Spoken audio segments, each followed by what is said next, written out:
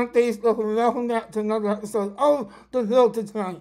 It's me, TJ, here as always. I am so glad to be back. The last few weeks have just been quite difficult on me, and I've been intending to do videos for you guys, but I've been having some, let's say, slight medical issues. I don't want to get anyone too awfully concerned, but long story short, about 3 weeks or so ago, I just randomly noticed after taking a nap one day that I was just having a little bit of labored or heavy breathing, and it kind of went away for a while, and then it came back, and I was like, what's going on? I don't think it was I didn't think it was my heart, but I wasn't sure. So I just kind of let it go for a little bit, and I had trouble sleeping, and I just started wheezing, and my airway was wheezing and whistling again. I had a critical airway, of course, because of living with Mobius syndrome. And so I said, well, this can't be good. But of course, being the stubborn mule that I can be, I waited a couple of weeks, I'll admit I did, to go to the doctor. But finally, the other day, I did go to the doctor. I said, okay, enough is enough. I'm not getting good sleep. Something can't be right. It's not going away on its own, and it's definitely not my imagination. And my mother could also see that something was wrong too. So I did stop being stubborn, and I got help. So they prescribed me an inhaler. So now I'm taking that. I'm taking prednisone, and that helps a lot. And I'm also taking omeprazole because I also did have an ongoing issue for a while now, though, with acid reflux. So that also has really helped to bring that acid reflux down as well. So guys, I'm just, sometimes there's just ongoing things with me that, you know what, I always come back.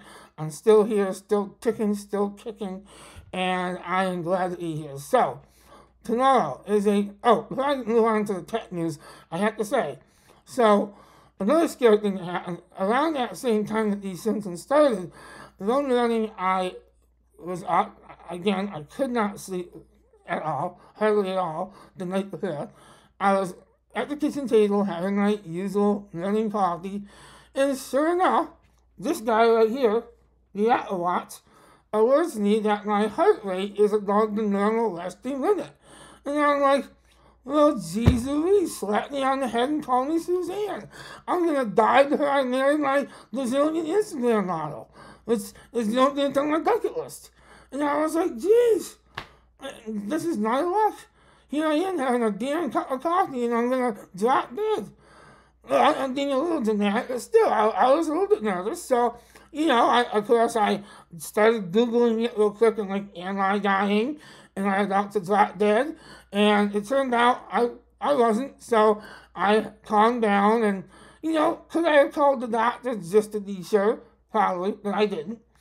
But that's a little side note, too. So I've had an interesting few weeks, to say the least. But again, obviously, I'm still here. I'm still kicking, still alive. God has not taken me yet, and I'm glad. So, let's get going. Tomorrow is a super exciting day. It's Apple's WWDC 2022. If you don't know what that is, every year Apple has an annual event where for the developers of the products, meaning people that develop their applications, as well as the customers and their fan base, they hold this event where they introduce the next version of iOS, which is iOS 16, iPadOS 16, Apple Watch OS 9, I think. 9. And then, of course, there's tvOS, the Apple TV and all that. But you get the idea. So, this is iOS 16 coming up, and what to expect? In terms of the usual things, some usual design element changes. I wouldn't say to expect a radical design change, but you never know. One exciting thing that you will see, possibly will see, I should say, is we could get our first glimpse, our first taste, if you will, at Apple's version of this guy. We could be seeing maybe the AR/VR headset from Apple.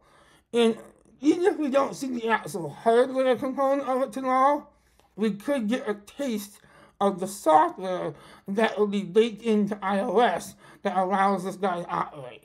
So you never know. It could see the actual hardware too. You never really know with Apple. Anyone that tells you they know exactly what to expect from Apple is lying, because you just don't know. Apple themselves doesn't even know. Honestly, there's been cases where they canceled something last minute, literally hours before a presentation.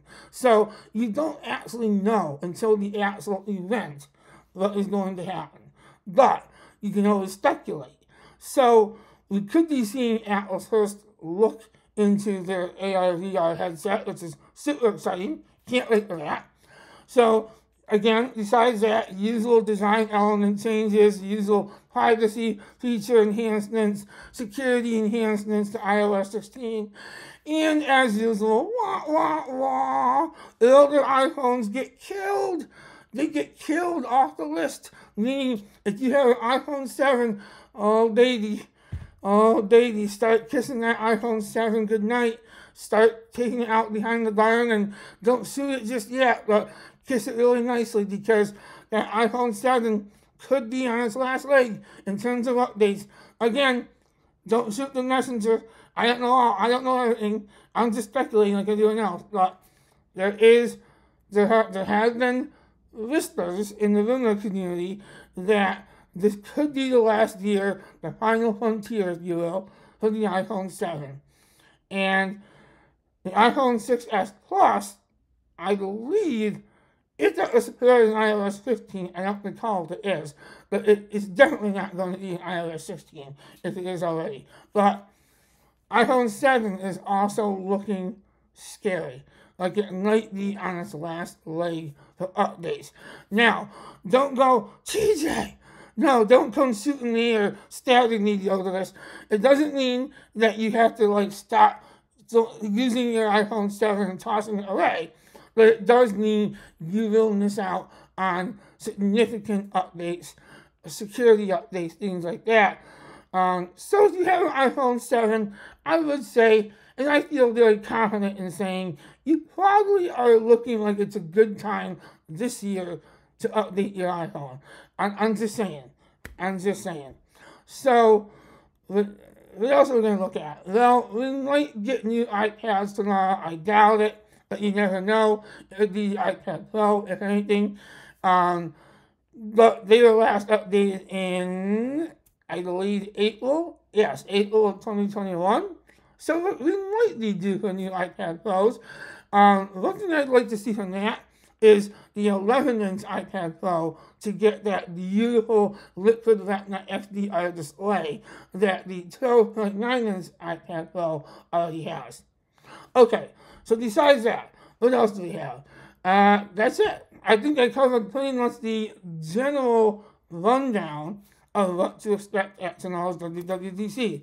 Guys, thank you so much for tuning in today to this video. I appreciate it. I know I've been gone for a while, but the good news is, like I said, still ticking, still chugging along, and I appreciate your support so much. It means the world to me, it really does. So if you enjoyed my content, please give this video a like. If you're on YouTube, please subscribe if you'd like to, and give this video a thumbs up. It helps me a lot. Until next time, guys, thank you for watching, and peace out for now.